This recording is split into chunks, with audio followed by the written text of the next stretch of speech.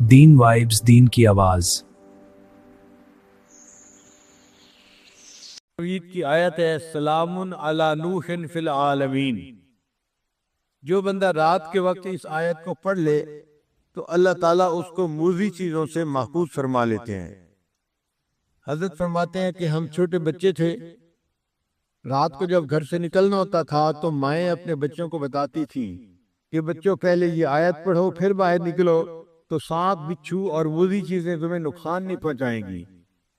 تو حضرت فرماتے تھے ہم ان کو پڑھا کرتے تھے اور ہمیں چیزوں کا نقصان نہیں ہوتا تھا۔ اس آیت کے عجیب اثرات ہم نے اپنی زندگی میں دیکھے ہیں۔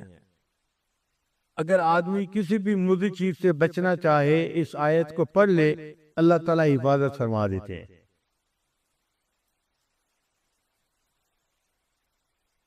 ہمیں سفر میں کئی مرتبہ مشکل پیش آتی ہے۔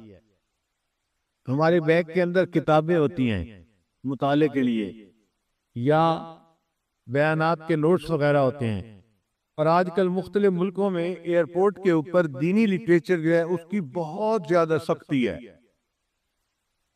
یعنی ایسے تو کسی کے پاس سے اسلحہ نکل آئے تو اتنی سختی نہیں کرتے، جتنا دینی کتاب کوئی نکل آئے تو اس پر سختی کرتے ہیں۔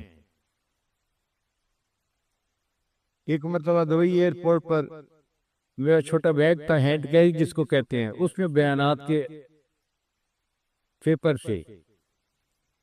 تو جب پاسپورٹ چیک کروانے کے بعد ہم آگے نکلے تو مشین والے نے چیک کیا اور اس نے میرا بیگ کھول کر دیکھا اور مجھ سے پوچھا کہ یہ کیا ہے۔ میں نے اسے بتایا کہ بھئی یہ میرے نوٹس ہیں، میں نے کتاب پڑھی اور جو مجھے پسند آئی بات وہ میں نے اس کے اوپر لکھ لی ہے۔ خیر وہ بندہ خاموش ہو گیا، اس نے بیگ بند کر دیا۔ جب آگے نکلے تو آگے ایک اور بھی چیک پوسٹ تھی، انہوں نے دوبارہ پھر بیگ کو چیک کیا۔ میں بڑا حیران، بھئی ایک دفعہ چیک کری ہے تو کافی ہے، دوسری دفعہ پھر چیک کیا۔ اب جب انہوں نے چیک کیا اور بیگ کھولا تو اس کے اندر کاغذات کو دیکھتے ہی پولیس والا فون کرنے بیٹھ گیا۔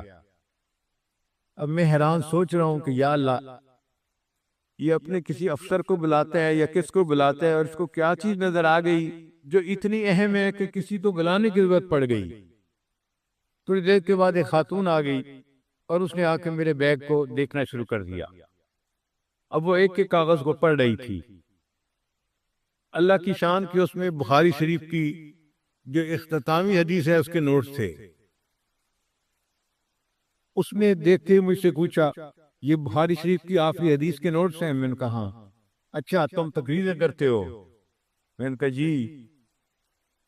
پھر اس نے کہا اس کا مطلب یہ ہے کہ تم عالم ہو، یہاں بھی تقریریں کرو گے؟ میں نے کہا نہیں، ابھی تو میں یہاں پر 2 دن رکنے کے لیے آیا ہوں، پھر میں آگے جاؤں گا۔ وہ کہنے لگی کہ میں عالمہ ہوں اور مجھے انہوں نے صرف اسی لیے رکھا ہوا ہے کہ میں لوگوں کے پاس جو دینی لٹریچر ہے اس کو دیکھوں اور ان کو یہاں پہ روکوں۔ پھر اس نے میرے سارے نوٹس دیکھے، ان کے عنوان پڑھے، تو مجھے کہنے لگے کہ آپ کسی خاص فقہ کے اوپر تقریریں کرتے ہیں؟ میں نے کہا نہیں، میں مسائل کے بارے میں تقاریر نہیں کرتا، میں اصلاحی تقاریر کرتا ہوں۔ تو اللہ نے اس کے دل میں نرمی ڈال دی۔ وہ مجھے کہنے لگی کہ آپ اپنے بیگ کے اندر کاغذات نہ لے کے چلا کریں، آپ کو کسی دن ایئرپورٹ سے روک لیا جائے گا اور آپ کو جو ہے مشکل میں پڑ جائیں گے آپ۔ اب ہمیں فکر لاحق ہوئی کہ یا اللہ، یہ تو روز کا معاملہ ہے، کریں تو کیا کریں؟ پھر وہ مجھے کہنے لگی تھی کہ آپ یہ نوٹس کیوں ہر وقت ساتھ رکھتے ہیں؟ کتابیں آپ نے کیوں رکھی ہوئی ہیں؟ یہ 2-3 کتابیں تھیں۔ میں نے کہا میں تو مطالعہ کرتا ہوں ہر وقت بیٹھ کے۔ پھر وہ حیران ہو کے پوچھ لگی کہ آپ کتابیں پڑھتے رہتے ہیں؟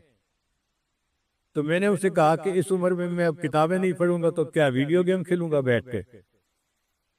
تو اس بات پہ وہ ہنس پڑی، کہنے لگی اچھا ٹھیک ہے آپ جائیں، تو میری جان چھوٹ گئی۔ پھر اس کے بعد ہمیں پریشانی ہوئی کہ یا اللہ، اب ان نوٹس کا کیا کریں؟ ہمیں ضرورت بھی پڑتی ہے، مختلف جگہوں پہ جانا ہوتا ہے، کبھی یہ بیان کرو کبھی وہ بیان کرو، تو نوٹس کا ہونا بھی ضروری اور ہے بھی فورنیہ۔